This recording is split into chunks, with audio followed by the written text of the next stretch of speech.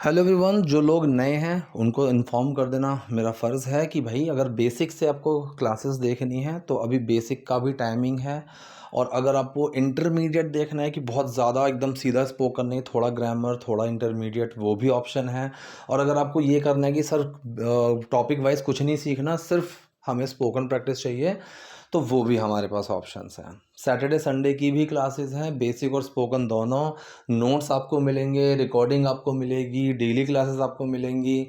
I don't think कि इतने reasonable price में you are going to get these things anywhere else. ठीक है, ऑल्दो कुछ शिकायतें हो सकती हैं लोगों को, but the only problem is I don't have that much of fee so that I can arrange everything. So सुबह से लेकर शाम तक I have to take lots of classes. इस रीज़न की वजह से yes, I am missing out on many things, but definitely in the future everything will be okay. चलिए, तो आज की क्लास हम शुरू करते हैं पहले पॉइंट के साथ। चलिए, पहला पॉइंट, बेटा मुझे तुमसे कुछ बात करनी है। ये वाला टॉपिक मैं क्लास में भी पढ़ा चुका हूँ और मैं अपनी एप्लीकेशन में भी डाल चुका हूँ। कोई काम करना है, कोई काम करना था, कोई काम करना होगा। जब भी इस तरह का सेंटेंस आए, need to, have to, want to, is am to, got to और या फिर सपोज टू, इन सारी चीज़ों का यूज़ कर सकते हैं। ठीक है, अब इसने बोला मुझे तुमसे कुछ बात करनी है, इसने नीड टू का यूज़ कर दिया, I need to talk to you. अब ये है प्रेजेंट इंडेफिनिट ही, पहले आई आया फिर डू आया, फिर नीड टू आया, और डू छुपा है नीड टू के अंदर, तो डू के छुपने पर कोई चेंज नहीं हुआ। So I need to talk to you, मुझे तुमसे बात करनी है। अगर यही सेंटेंस मान लो पास्ट का होता और वहाँ पे डिड छुपता, तो ये नीड टू का बन जाता नीडेड टू, कि मुझे कुछ बात करनी थी, I needed to talk to you. ठीक है, इसकी जगह आप गोटा भी लगा सकते हैं, got to talk to you about something. I am to, I am suppose to, I want to, सारे सही हैं। तुम इतनी रात को देर से घर आती हो, प्रेजेंट इंडेफिनिट सेंटेंस है, तुम ये काम करती हो, कोई दिक्कत नहीं, subject helping verb action, you come home. ठीक है, कई लोग गलती क्या करते हैं, I am going to home, I am coming to home, I have reach to home. Home के साथ हम टू नहीं लगाते हैं। ठीक है, अगर मैं ये कहूँ माई होम, हिज होम, तो लगा सकते हो, लेकिन अगर सिर्फ होम है तो हमें टू नहीं लगाना है प्रेपोजिशंस में। ये चीज़ मैं बहुत आराम से पढ़ा चुका हूँ। ठीक है, so you come home so late at night, इतनी रात लेट से। So you come home so late at night, तुम इतनी रात को देर से घर आती हो। क्या तुम कोई दिन में जॉब नहीं कर सकती? क्या तुम कोई दिन की कोई जॉब नहीं कर सकती? So can't you do a day time job? ठीक है, सो कांट यू डू, क्या तुम नहीं कर सकती अ डे टाइम जॉब, दिन की कोई नौकरी? ठीक है, तो ये सेंटेंस कौन सा हुआ? ये सेंटेंस हुआ क्वेश्चन नेगेटिव, तो जिसका आंसर हम हाँ या ना में दे सकते हैं। तो दो चीज़ें हैं, अगर किसी क्वेश्चन का आंसर आप हाँ या ना में दे सकते हो तो वो हेल्पिंग वर्ब से शुरू होता है। So can you not do या फिर can't you do a day time job, क्या तुम कोई डे टाइम जॉब, दिन की कोई जॉब नहीं कर सकती हो?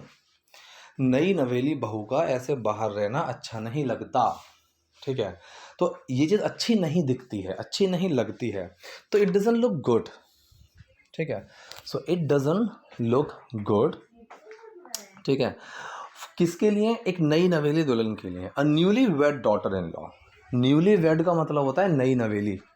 ठीक है, नया नवेला। ठीक है, तो जिसकी नई नई शादी हुई हो उसको हम क्या कहते हैं? Newly wed, right. So it doesn't look good for a newly wed daughter in law to stay out like this, इस तरीके से बाहर रहना। ठीक है, तो सिंपल सेंटेंस है ये। सेंटेंस हमने इन्फिनेटिव फॉर्म में बनाया है। ठीक है, आप चाहो तो ऐसे भी लगा सकते हो कि staying out like this doesn't look good for a newly wed daughter in law. ये सेंटेंस ऐसे भी बन सकता है जेरेंड फॉर्म से, राइट। तो ये प्रेजेंट इंडेफिनिट में ही बना है। So it doesn't look good for a newly wed daughter in law to stay out like this, इस तरीके से बाहर रहना। इसने बोला मम्मी जी मैं अपनी मर्जी से रात में काम नहीं करती हूँ।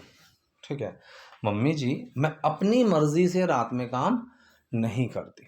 अपनी मर्जी से को हम बोलते हैं of someone's own free will, of someone's own free will. जैसे मैं ये कहूँ कि देखो जो मैं क्लासेस, एक्स्ट्रा क्लासेस लेता हूँ वो मैं अपनी मर्जी से लेता हूँ। So whatever extra classes I take on Saturday and Sundays I take my own free will. ठीक है, तो यहाँ पर ये जो स्ट्रक्चर्स है ना, ये आप लोग भूल जाओगे।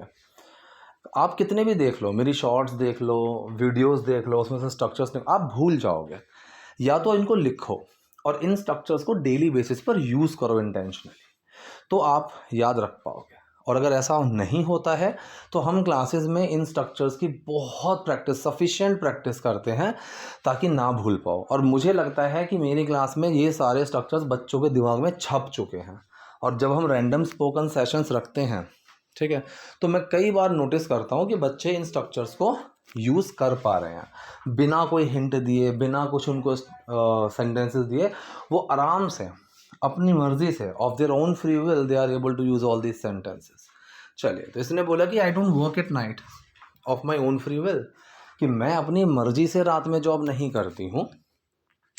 मेरे ऑफिस में कोई डे शिफ्ट है ही नहीं, ठीक है।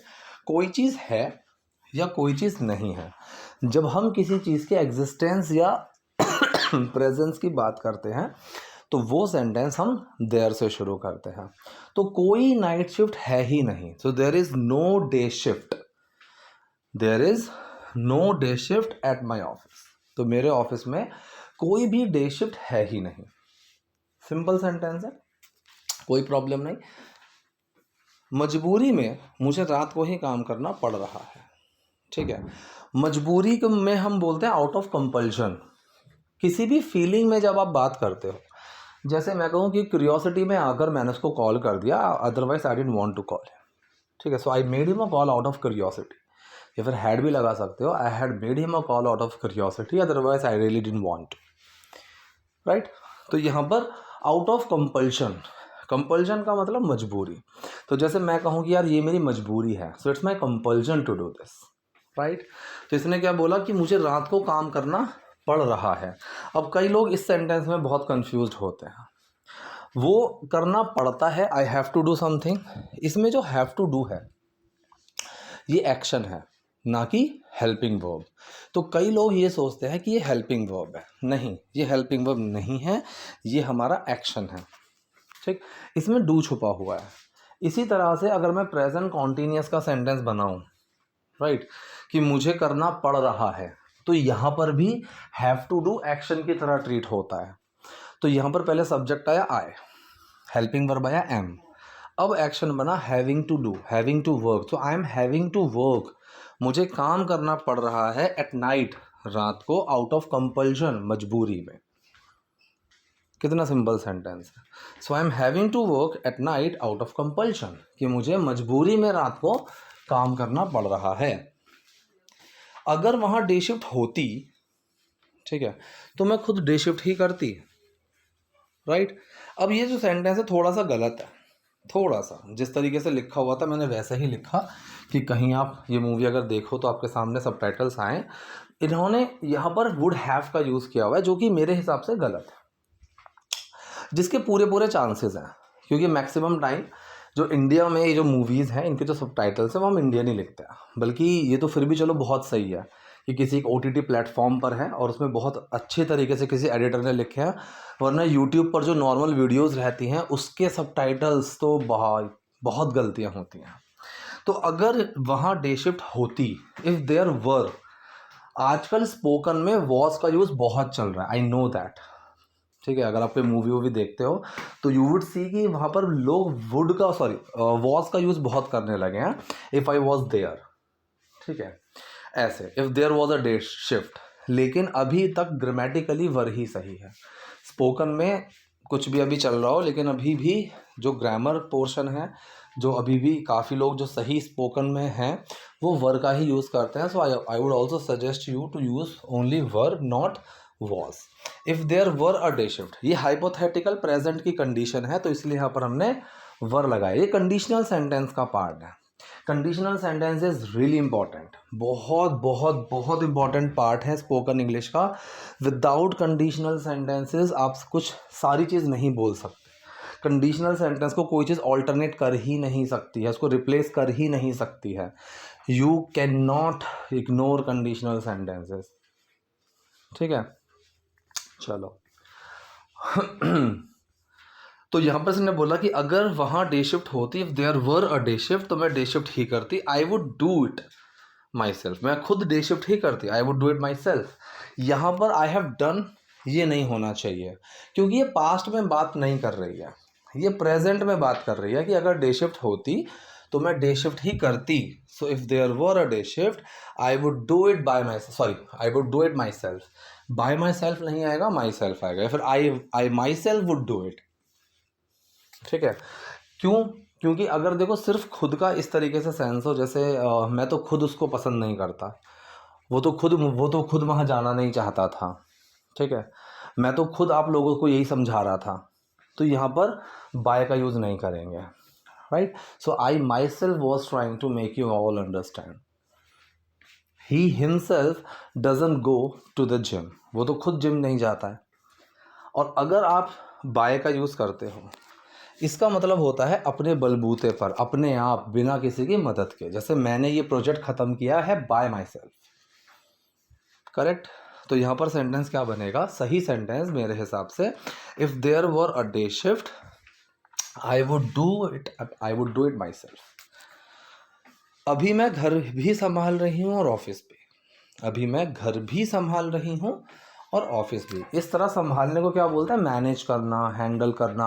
आप जगल भी लगा सकते हो कि as of now I am juggling office and home.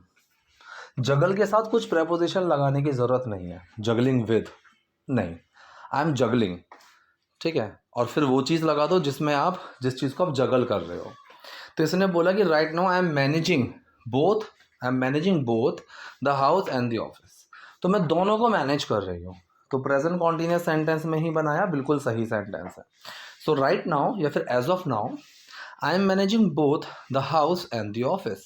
तो मैं दोनों को मैनेज कर रही हूँ, मैं तो दोनों के बीच पिस रही हूँ, ठीक है। अब यहाँ पर इसने सेंटेंस बोला I am being whipsawed। Being लगाने की ज़रूरत नहीं है, ठीक है। बीइंग का मतलब हो गया कि मैं पीछे जा रही हूँ, ठीक है। और आप ये भी नहीं बोल सकते कि आई एम whipsawing, राइट, क्योंकि वो सेंस लेकर जाएगा कि मैं पीस रही हूँ। आप इसको कंडीशन में बोल सकते हो कि आई एम whipsawed, मैं पिस रही हूँ, मैं पिसी हुई हूँ, बिटवीन द टू, इन दोनों के बीच में, ठीक है। तो टू बी whipsawed का मतलब होता है पिसना, राइट। तो जैसे दोनों तरफ से ढोल बज रहा है किसी का, दोनों इस चीज़ में, तो मैं तो पिस रहा हूँ कि I am completely whipsawed। I feel whipsawed between my office and my family because they want me to come early and my wife wants me to do the same, कि वो भी चाहती है मैं जल्दी घर पे आ जाऊँ और ऑफिस वाले चाहते हैं मैं देर तक रुकूँ। So I am completely whipsawed between these two. इसने बोला कि देख लो, अगर तुम्हें कोई और जॉब मिल जाए तो, सी, देख लो, if you can find another job, ठीक है, if you can find another job, इसके अलावा कोई और जॉब मिल जाए तो, ठीक है। यहाँ पर मेरे हिसाब से अनदर की जगह अदर होना चाहिए था। If you can find other job, कोई और जॉब। अनदर का मतलब होता है एक और। सेंस इसका भी बनता है कि एक तो मिल चुके को एक और मिल जाए, लेकिन वो दोनों जॉब करेगी थोड़ी ना, तो कायदे में तो यहाँ अदर होना चाहिए था। अदर और अनदर में यही फ़र्क होता है, ठीक है। अनदर जॉब का मतलब एक और नौकरी मिल जाए, एक और piece of cake, I want another piece of cake, मुझे एक और चाहिए। So one more. अब मैं यहाँ पर अगर ये बोलूँ कि see if you can find one more job, तो शायद सेंस ना बने, इसीलिए अनदर शायद ये सही नहीं है, अदर होना चाहिए, राइट। जब ऐसे, तो जब बच्चा हो जाएगा तो मैनेज करना मुश्किल होगा, ठीक है। It will be hard to manage like this once the baby comes. अब ये जो सेंटेंस है ये भी कंडीशनल सेंटेंस है, टाइप 1, कि जब बच्चा आएगा, जब, तो इसमें चाहे तुम वैन लगाओ या वंस लगाओ, कोई प्रॉब्लम नहीं है, लेकिन जो कंडीशन वाला क्लॉज है वो प्रेजेंट इंडेफिनिट में ही बनेगा। टाइप 1 कंडीशनल सेंटेंस में कई बार ये चीज़ मैं पढ़ा चुका हूँ, ठीक है। So when the baby comes या फिर once the baby comes, manage करना बहुत मुश्किल हो जाएगा, it will be hard to manage, right. So it will be hard to manage like this once the baby comes, बन गया। इसने बोला कि जबकि जब देख लेंगे। अब इसको इंग्लिश में हम कैसे बोलते हैं? इसको इंग्लिश में बोलते हैं we'll cross the bridge when we come to it. To cross the bridge when someone comes to it का मतलब होता है कि अरे जबकि जब देख लेंगे, राइट। इसको मैं क्लास में अब कई बार समझा भी चुका हूँ। जैसे मान लो हम जा रहे हैं, बहुत किलोमीटर के बाद कोई ब्रिज आएगा, आप अभी से परेशान हो रहे हो, मैंने कहा यार हम जब पहुँचेंगे तब क्रॉस कर लेंगे, so we'll cross the bridge when we come to it. ठीक है, so to cross the bridge when someone comes to it का मतलब कि जब देख लेंगे। आई होप सेशन आपके लिए इंपॉर्टेंट रहा, आपको चीज़ें समझ में आई। Still if you have any doubt और any query, so do let me in the comment section. Video पसंद है लाइक कीजिए, नए हैं लाइक सब्सक्राइब दोनों कीजिए। Thank you.